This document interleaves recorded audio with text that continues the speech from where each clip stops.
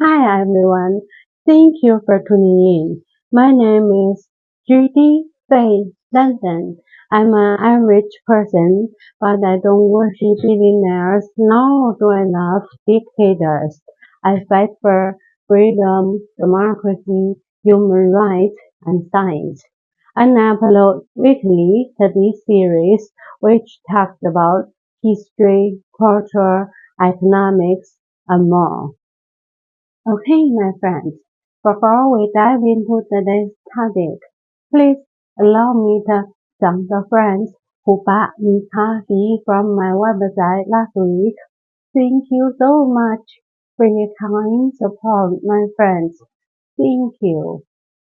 My friends, have you noticed that in almost all countries, the people at the top tell ordinary people that spies are everywhere selling out their countries, that everyone can be a spy? But is it true? I don't think so.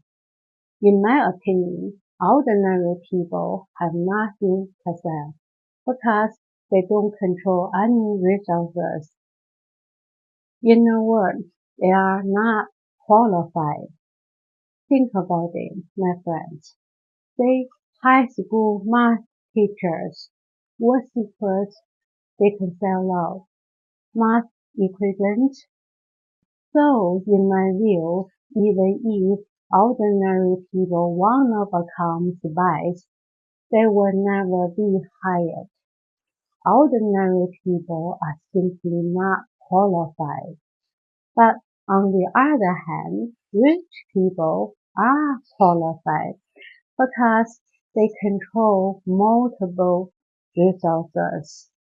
For example, the 1987 Toshiba Carlsberg incident, which was a massive scandal that happened in Japan. You see, my friends, during the Cold War, there was a nuclear race underwater between the US and the Soviet Union. So espionage missions and some other similar activities were taking place everywhere. And the technology needed to make submarine propulsion quieter was sought after. As you might know, the first and second generation of Soviet nuclear-powered ships were so noisy.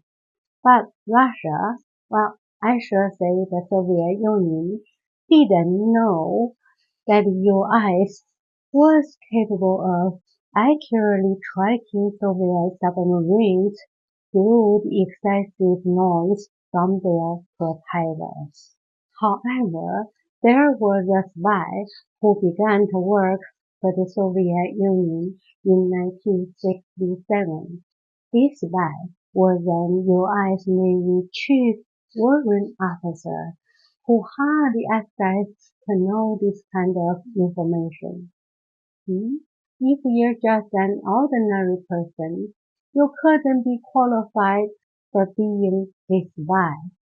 Right, the Soviet Union received important information from this very spy. But Soviet industry couldn't solve this problem, so they decided to find a foreign provider to buy the propeller milling machines. And they found one, the Toshiba Machine Company, which is a subsidiary of the Toshiba Corporation. But there was a problem. Japan had joined the international organization COCOM, which was established by the US. This committee had banned these milling machines for export, so legally Toshiba couldn't sell their machines to the Soviet Union. But they, like some other big companies in Western countries, sold their products to the Soviets. And then in 1987, the Americans found out the affair. But by then, Toshiba had already made millions of bucks from the deal. Only rich people are qualified. If you're just an ordinary person, you've nothing to sell. So when they tell you that some random everyday person is a spy, you don't know it's probably a lie. Okay, my friends, in case you don't know me yet, I'm Judy Faye London, a fan of Jack London. I'm a published writer who writes fiction and non-fiction novels and short stories. You're very welcome to visit my website, judyfaylondon.com or Amazon to read my poems and my short stories. The last one, Mr. Rat, Candy the Dog, and so on, and my latest non-fiction book, Living with the Walking Dead, a roadmap for achieving your own success. I hope to see you there, and I thank you so much for your kind support, and thank you very much for subscribing to my YouTube channels, Judy Faye London and Judy Plus. Judy Faye London is a channel that mainly talks about culture, economics, and dictators and various events and people in human history, while Judy Plus is a channel that talks about interesting discoveries in the world of science. Thank you for watching.